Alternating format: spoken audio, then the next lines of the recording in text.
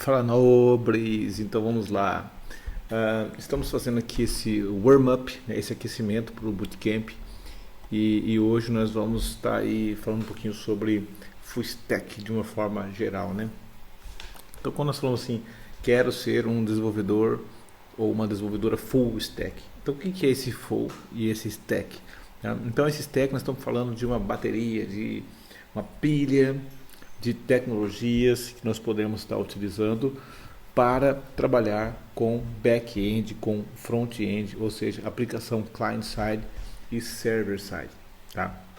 Então, quando nós falamos de full stack, nós estamos querendo dizer que o desenvolvedor ou a desenvolvedora que tem essa skill, essa habilidade, tem condições de trabalhar momentos no front-end, momentos no back-end. Tá? Pode ser que fique ativamente também nos dois. É muito comum em empresas pequenas, menores, startups, terem desenvolvedores full stacks disponível. Por quê? O desenvolvedor full stack, ele num projeto, para você validar um projeto, para você pôr um projeto no ar, né? Então ele é muito importante. Quando a empresa é um pouco maior, ela normalmente tem especialistas em front-end, especialistas em back-end. Tá? Então é interessante nós termos a skill full stack, mas também é interessante nós especializarmos em uma dessas áreas. Existem demandas, oportunidades para todos os lados. Tá? Então nós temos o back-end heavy, que é aquele que tem mais força ali no back-end, e o front-end heavy, aquele que tem mais peso ali no front. Tá? E ele pode ser, ou ela pode ser, full stack, por saber mexer dos dois lados. Mas quando nós falamos assim de full stack, vou fazer aqui um pequeno desenho. Aplicação client-server e aplicação, client-side e aqui client-side e do outro lado server-side, ok? No mundo client nós podemos pensar em aplicações mobile, os mobiles, né, os aplicativos móveis. Tá? Nós podemos pensar aqui também em aplicações web, aquelas que funcionam dentro do browser. Nós podemos pensar aqui em aplicações desktop, que são aquelas que são executadas fora do browser. Ok? Então, quando se fala de client-side, nós estamos falando da interação com o usuário, da interface com o usuário.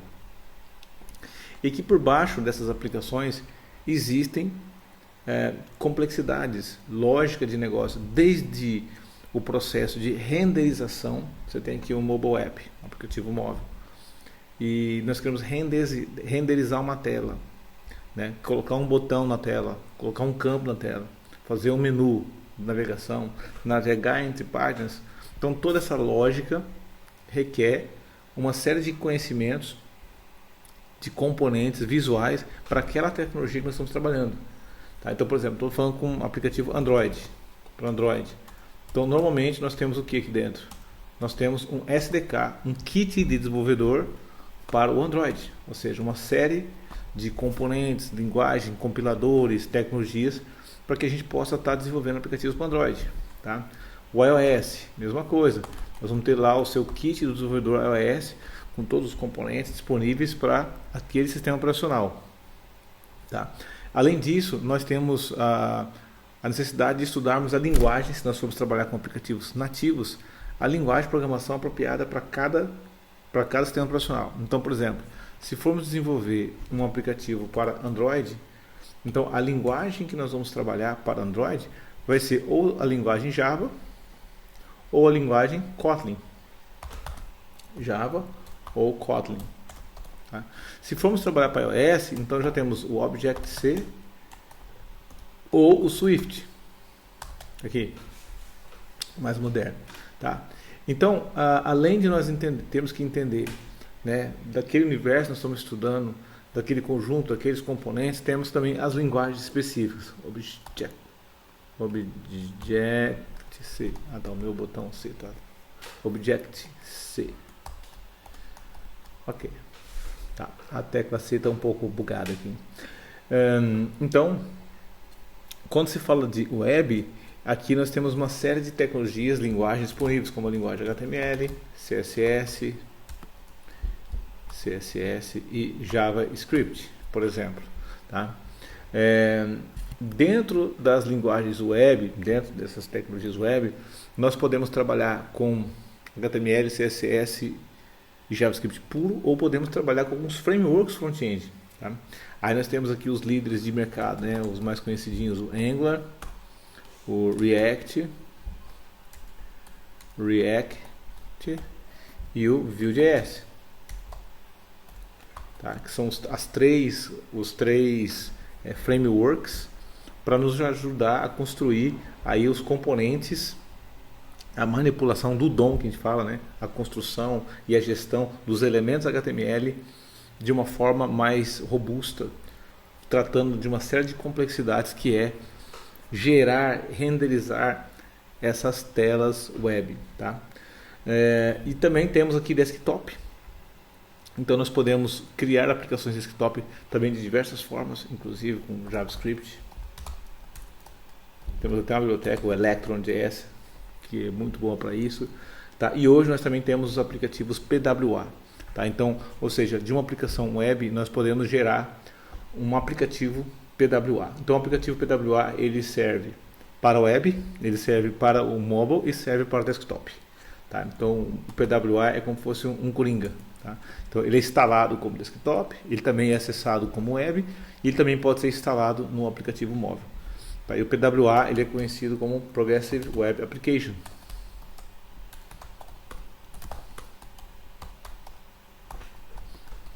Tá bom? Então o PWA é totalmente JavaScript.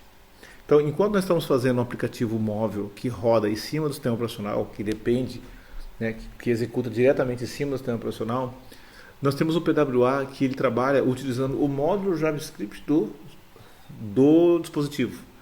Quando nós temos um dispositivo móvel, automaticamente nós vamos ter um módulo JavaScript disponível por conta do próprio browser, que também precisa desse módulo JavaScript, esse compilador JavaScript. Então o PWA ele já é executado em cima desse compilador JavaScript, não diretamente no sistema operacional, que faz uso do sistema operacional. Então ele tem muitos poderes e consegue acessar muitos recursos do sistema operacional, câmera, entre outros recursos. Tá? Dei o exemplo da câmera porque é um dos exemplos mais comuns. Tá bom? E ele não passa pela loja, apesar de nós podermos gerar, né, utilizar um PWA para poder pôr na loja também. Mas a ideia dele é que ele não tem essa dependência. Nós podemos acessar o navegador de internet, baixar o aplicativo no celular, dali em diante nós não precisamos mais acessar pelo web. Tá? Já cria um shortcut, um atalho ali no dashboard do celular, do dispositivo móvel, e dali em diante ele já pode usar diretamente o módulo de JavaScript do telefone, sem necessidade mais do browser. O browser é só para fazer o download. Tá? Então a gente também pode instalar desktop, acessar no browser e instalar a partir do browser um PWA no computador, e assim daí em diante nós temos uma aplicação totalmente independente do browser. Tá bom? Além de poder acessarmos uma aplicação PWA também pela web. Tá?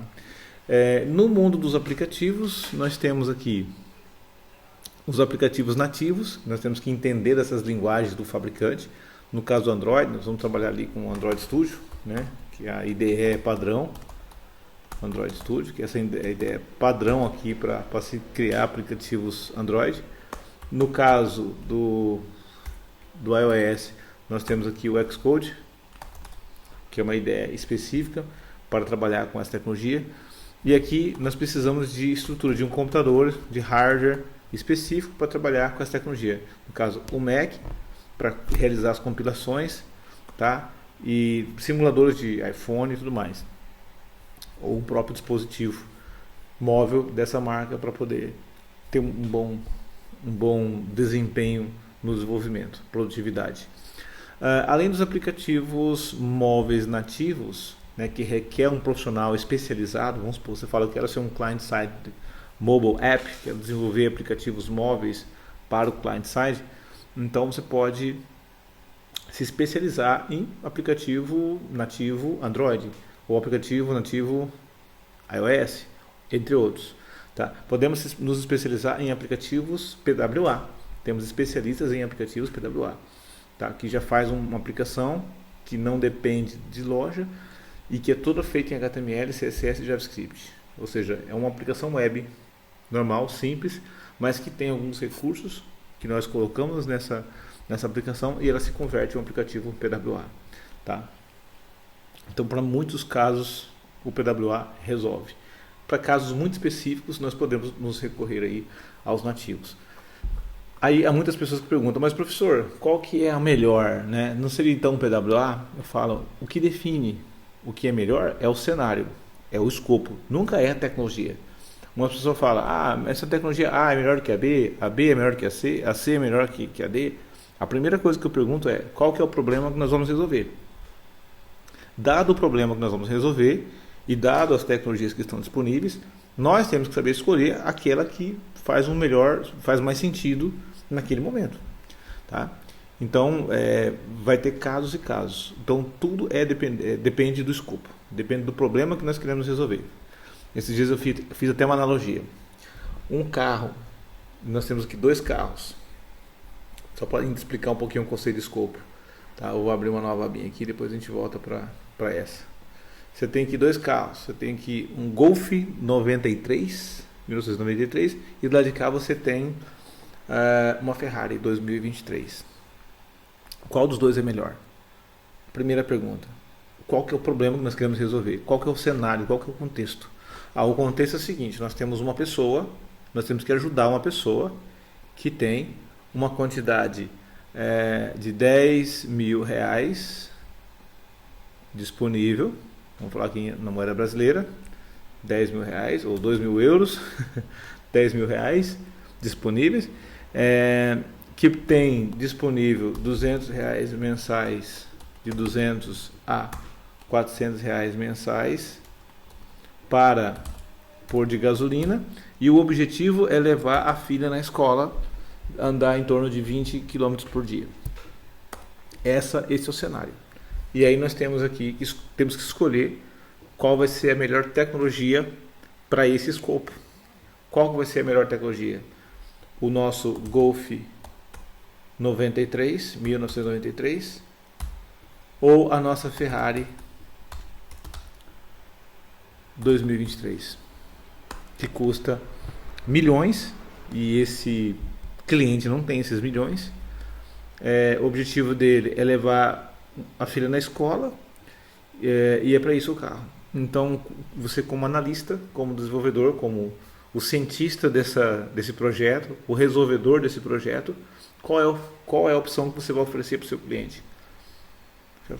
O que está nas condições dele, o que atende o escopo é o Golf 93. Eu não posso oferecer a Ferrari. Eu estaria sendo insano e incoerente com o propósito do problema. Mas nós podemos tentadamente falar, não, a Ferrari é melhor do que o Golf. Vai depender do contexto. Vai depender do problema que nós queremos resolver. Tá? Então, nesse caso, ela não resolve esse problema. Primeiro, não existe a possibilidade desse cliente ter essa Ferrari. Tá bom? Então, ela está fora de cogitação e só existe essa opção. Então, é o escopo que define a tecnologia.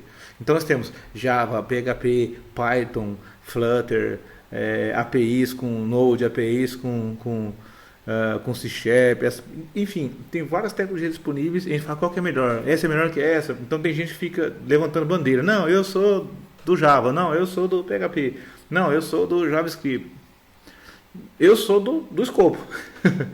Se o escopo, eu vou precisar de Java, né? Java vai fazer mais sentido para aquele escopo, ok, eu vou para o Java, faz todo sentido. Não, se aquele escopo, o JavaScript faz mais sentido, então eu vou para o JavaScript. Tá bom? Então é assim que funciona essa questão do escopo que eu estou me referindo. Tá? O que mais? Bom, então é isso. Além disso, o que nós temos? Voltando aqui para o nosso cenário. Nós temos aqui o server-side. Tá? Então, no server-side, nós temos o que? Já a parte da aplicação do servidor. Ou seja, é aquela parte onde está oculta aos olhos do usuário. Né? Quando você pressiona o botão, né, esse dado vai para onde? O que vai acontecer com esse dado? Aonde que ele vai ser validado? Aonde que ele vai ser salvo? Aonde que ele vai ser persistido? Tá? Então, para onde que esse escopo, para onde que esse dado vai ser enviado? Para onde que esse dado vai ser persistido? Para onde que esse dado vai ser tratado? O que vai acontecer? Então, é no back-end que nós trabalhamos esse aspecto, tá? Então, está aqui do lado do server side. Ok. Então, aqui nós podemos construir APIs, tá? Nós chamamos de APIs. E essas APIs, elas são consumidas pelo front. Então, o front manda requisições e fala, ó, eu quero um dado. E essa API responde esse dado para esse front, tá? E assim nós fazemos essa comunicação client-server. Então, aqui nós temos uma aplicação totalmente isolada, totalmente independente, que está num outro computador, tá? Pode estar no mesmo, pode estar em outro, e que o nosso front-end vai se comunicar com ela por baixo dos panos. Então, nós temos um desenvolvedor especializado nesse lado, né, que é o server-side, e temos um desenvolvedor especializado no front-end, que é o client-side. E aqui nós ainda podemos ter outros serviços em outras máquinas, mas eu vou colocar tudo dentro da caixa server-side aqui, que é o serviço de banco de dados, por exemplo. Então, esse banco de dados pode ser uma aplicação instalada no servidor ou pode ser uma aplicação em nuvem, que está em outro contexto e que pode ser consumido, pode ser custado, interagido por nossa API. Tá? E aqui no mundo banco de dados, nós temos banco de dados relacionais e banco de dados não relacionais. Banco de dados relacionais nós temos Postgres, MySQL, SQL Server. Banco de dados não relacionais nós temos Cassandra, MongoDB, entre outros. O que muda é a forma como ele armazena esses dados. Normalmente o banco relacional ele trabalha com o conceito de tabelas, linhas e colunas, etc.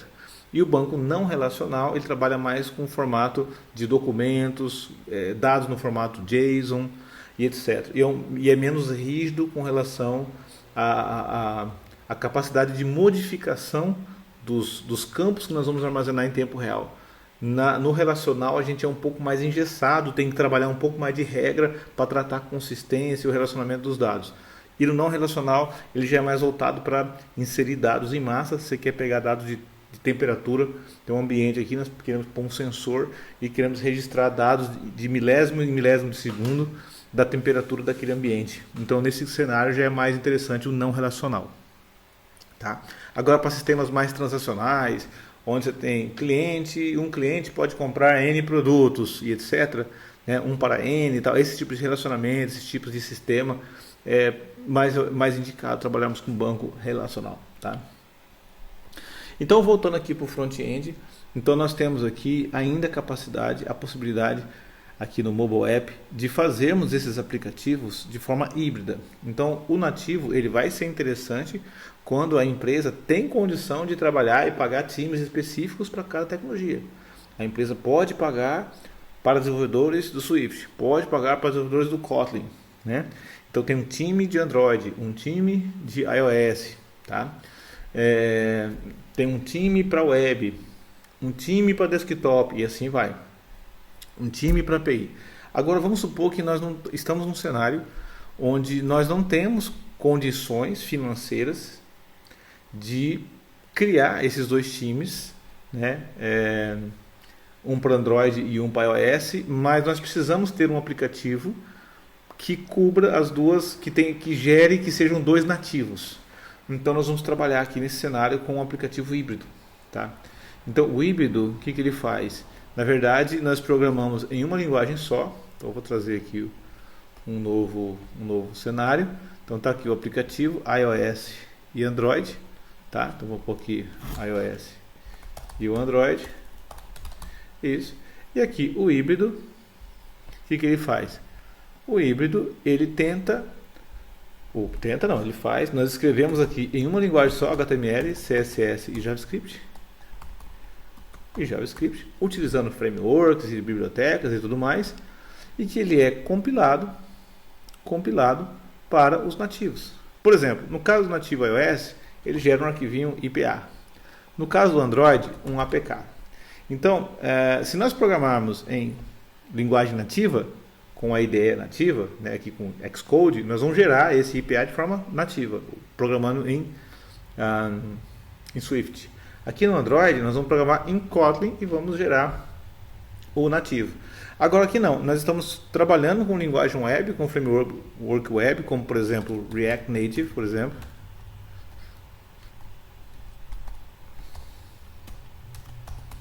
Native, por exemplo. E com esse React Native nós estamos gerando a partir dele, vamos gerar a partir dele um nativo iOS e um nativo Android. Tá, então nós escolhemos uma tecnologia que vai embutir, que vai embarcar o HTML, CSS, JavaScript, um framework, e que vai ter um compilador que vai transformar essa aplicação web em nativos. Tá? Então nós temos agora um desenvolvedor que programa em uma linguagem, mas que no final das contas eu tenho 2 nativos. Tá? Esse é um cenário. Nós temos outra forma de ter esses nativos também, que é por meio do Flutter, por exemplo. Então o Flutter é outro meio de nós termos esses nativos. Tá? Só que nós programamos aqui no Flutter com a linguagem Dart, que é a linguagem do Flutter. Nós não vamos trabalhar HTML, CSS, JavaScript. Nós vamos trabalhar a linguagem Dart, e esse Dart vai também gerar para nós os seus correspondentes nativos. A diferença entre um e outro é que o React Native ele vai usar o SDK do iOS, né? Você faz uma aplicação web aqui e ele usa o SDK para poder gerar um aplicativo nativo respeitando as regras visuais, os componentes visuais daquela plataforma. Ou seja, ele vai fazer um aplicativozinho com a carinha do iOS. E aqui ele também usa o SDK do Android para poder gerar o APK. Você faz um botão na web e ele acha quem que é o botão dentro do pacote do Android. Você faz um botão aqui no React e ele acha quem que é o botão lá dentro do SDK do IPA. Ou seja, ele procura um similar para poder gerar a partir de aí o nativo. Já o Flutter não, ele já tem o seu próprio mecanismo de gerar os seus elementos visuais que não passa por esses SDKs aqui, tá bom? Então é uma proposta de ser um pouco mais nativo do que o próprio React Native, tá? Mas a ideia aqui é a mesma, de você ter uma linguagem separada capaz de gerar nativos, tá bom? E o PWA, ele não trabalha com o conceito de nativo, tá? Ele não vai gerar um IPA e um APK. Então, o dispositivo móvel, que está aqui, né, esse aqui é o dispositivo móvel que está aqui, ele vai ter o seu compilador JavaScript, nativamente, e o nosso JPA, ele é executado sobre o JavaScript para o dispositivo móvel. Ele não depende de SDK para poder rodar e usufruir daquele dispositivo. Ele utiliza um outro módulo, que é o módulo JavaScript, tá bom? Então é isso. E voltando aqui para agora o web, né, para o mundo web. Então nós temos aí vários frameworks. Então aqui, isso no client side. Então nós temos aqui o web, que é a aplicação web, e os frameworks padrões aí, como eu falei, são React, vou pôr assim, ó, Angular,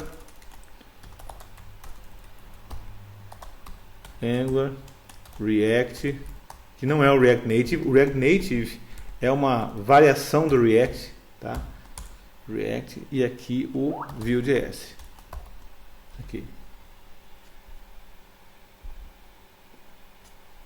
Entenderam? Então, isso daqui faz com que a gente tenha aí um entendimento inicial do Vue, do client. Ok, então, falando de front-end, nós poderíamos falar muita coisa sobre front-end, mas isso aqui é o mínimo que a gente precisa saber, assim, uma noção, até para saber aí qual é a minha stack, né? Então, quando se fala stack, nós podemos pensar aqui, bom, eu posso ser um desenvolvedor front-end, aplicativos nativos, como por exemplo React Native, o meu front, o React Native é parte da minha stack. A stack são o nome das tecnologias que você trabalha. Então eu sou um developer de mobile app React Native, por exemplo. Não, eu sou um front para mobile app nativo Android, ou para iOS, ou para web. Se for para web, ou ainda continuando aqui no mobile, Flutter. Se for para web, não, eu sou um front web Angular, React ou Vue. Então normalmente você vai escolher uma dessas tecnologias. Lógico, se você tiver experiência com mais, só vai contar como experiência. Mas normalmente você acaba ficando especialista em uma delas. E voltando aqui para o mundo do back-end, do servidor. Então aqui no servidor, quando a gente fala servidor, nós estamos falando de uma aplicação que vai rodar no servidor e que vai servir para que o front possa consumi-la. Então o front-end ele vai fazer requests HTTP e vai receber respostas HTTP. Tá? E esse front pode ser um app, pode ser uma web, pode ser um desktop. Tá bom? Então o cliente está aqui. E essa comunicação, ela normalmente é feita em JSON, que é o JavaScript Object Notation. Então esse JSON nada mais é que um formato, um jeito de nós agruparmos as palavras, né, organizarmos os dados para enviar para essa API, onde nós estamos passando para essa API por meio de endpoints. Normalmente a API tem endpoints. Esses endpoints são pontos de comunicação com essa API, onde nós falamos, ó, eu quero gravar um produto. Então eu tenho um endpoint para gravação de produtos, tá? A gente chama de rotas. Então eu quero buscar uma lista de produtos. Então eu tenho outro endpoint só para exibir, para me trazer os dados de todos os produtos. Então, quando nós invocamos o endpoint, o que nós recebemos como resposta são dados no formato JSON. E esses dados, dependendo do front-end onde ele vai ser processado, se for num aplicativo móvel, ele vai gerar uma lista de dados usando um SDK do Android ou do iOS para montar essa lista de produtos. Se for numa aplicação web, aí ele vai utilizar aqui ou Angular, ou Vue.js, ou React, para poder montar o DOM, ou seja, os elementos HTML, para exibir aqueles produtos. Tá? E no desktop também os seus próprios componentes do desktop. Então o front-end ele vai receber esses dados e renderizar, trabalhar no lado do cliente a construção desses componentes. Por isso que tem que ser um especialista, um front-end developer, alguém que sabe pegar esses dados, fazer requests, HTTP, fazer a leitura desses dados que estão retornando, renderizar isso dentro de componentes, tá bom? E a API, ela pode ser construída em Node.js, que é o JavaScript, fora do browser, pode ser levado para dentro do servidor, tá? E aí tem vários frameworks, né, ou bibliotecas disponíveis para o Node.js, como por exemplo JWT para trabalhar com password, com token, JSON Web Token, cuidar dessa questão de segurança. Quais são os endpoints que podem ser acessados pelo cliente, que não está logado, que é público? Quais são os endpoints que podem ser acessados pelo usuário ou pelo cliente, né, que está logado? E assim vai, tá bom? Express.js, muito famoso, tem vários hoje aí similares, para fazer o trabalho de gerenciamento desses requests, a manipulação desses requests, tá? Ler dados de um request, enviar dados para o cliente de uma forma mais eficiente, ler dados em JSON, tá bom? Então o Express serve para isso. Se temos um banco de dados não relacional ou relacional, vamos ter uma biblioteca ou um drive de conexão com esse banco de dados. Se for o MongoDB, por exemplo, nós vamos ter um Mongoose, por exemplo, tá? Uma biblioteca para nos ajudar a conversar com o banco de dados MongoDB. Nós podemos ter uma API em Java, que não é JavaScript, tá? Escrita em Spring Boot, por exemplo, tá? Totalmente diferente a linguagem, né? Tem a sua similaridade, mas que cumpre com o mesmo papel, que é construir um endpoint, fornecer ponto de entrada de comunicação com o cliente. A lógica da comunicação vai ser a mesma. O que muda vai ser a sintaxe da linguagem, do JavaScript para o Java. Tá? Podemos trabalhar com JWT também aqui no próprio Spring Boot. Podemos trabalhar com banco de dados Postgres, por exemplo, ou MySQL, ou qualquer outro, ou o próprio Mongo também. Tá bom? Então existem várias possibilidades de tecnologias, linguagem para trabalhar aqui no back. Okay? Podemos trabalhar com PHP aqui no back também. São linguagens específicas que nos ajudam a construir essas aplicações server-side. Tá bom? Normalmente a turma do PHP tem uma combinaçãozinha preferida aí com o banco de dados MySQL também. Tá bom? E assim vai. Então nós podemos escolher várias linguagens aqui, Python, enfim. Meu objetivo nem é mostrar todas as linguagens, mas mostrar que são linguagens comuns que servem para criar uma aplicação que vai servir o cliente, tá? Porque está no servidor. E o cliente vai consumir essa API, tá bom? Então nós temos que, como full stack developer, saber criar esses endpoints, entender de HTTP, entender de JSON, para poder estar trabalhando com esse cliente, tá bom? E depois nós temos que levar isso tudo para a web, né? Levar isso tudo para um servidor. Então, onde nós vamos hospedar isso, onde nós vamos colocar, como nós vamos controlar as versões desses projetos. Então, nós temos o Git, né? O Git é um controlador de versão, onde você tem um time trabalhando e o Git vai te ajudar, cada programador, cada usuário, fazer uma parte do código e no final ele nos ajuda a montar esses códigos, né? O João, o Zé e a Maria, cada um trabalhou num pedaço, numa feature, numa funcionalidade do código, e no final nós queremos juntar isso para poder colocar no nosso servidor de hospedagem, por exemplo. Então a gente vai usar o Git para isso. Levar isso para um servidor de hospedagem, existe uma tarefa de deploy. Existem algumas formas de se fazer isso, mas nós podemos, por exemplo, contratar um servidor, como por exemplo da Amazon. Existe um que é interessante, o Amplify, por exemplo, um que deixa bem facinho de hospedar. O Amplify do Amazon W3, do AWS, tá? Ele nos permite, de uma forma muito simples, publicar um front-end e um back-end ali dentro, integrado com o Git. Existe o Render também, que é bastante usado. Temos aí o Heroku, que também é usado. Entre outras aplicaçõezinhas que funcionam na forma de gerenciar nossa infra. Então nós colocamos no Git o nosso código e podemos conectar com esse Git alguma dessas ferramentas, né, algum desses serviços que vão cuidar para a gente da automatização. Ou seja, toda vez que eu faço uma modificação no meu código, eu quero que essa modificação reflita lá no servidor para o meu cliente final. E a gente pode usar alguma dessas tecnologias aqui para hospedar o nosso serviço e fazer esse deploy automático, tá? Esse deploy automático toda vez que nós submetemos uma versão nova do nosso código. Lógico que isso é um assunto muito amplo, mas de uma forma muito simplificada é isso que ocorre, tá bom? Então, quando você fala sou um desenvolvedor full stack, é interessante entender alguma coisa do front, uma daquelas tecnologias do front, alguma coisa aqui do lado do server, um tipo de banco de dados, um controle de versão e uma forma de fazer o deploy, tá bom? Então acho que é isso, é uma visão bastante superficial, mas para quem não entende, né, nunca teve nenhum contato com essas tecnologias, né, pode ser que essas informações ajudem a ter um ponto de partida, tá? Então não ficar tão perdido na hora de falar sobre esses assuntos e até para escolher uma linha aí para ser executada, tá bom? Então, espero que tenha ajudado vocês. Estamos aqui à disposição para qualquer dúvida. E é isso aí. Um grande abraço.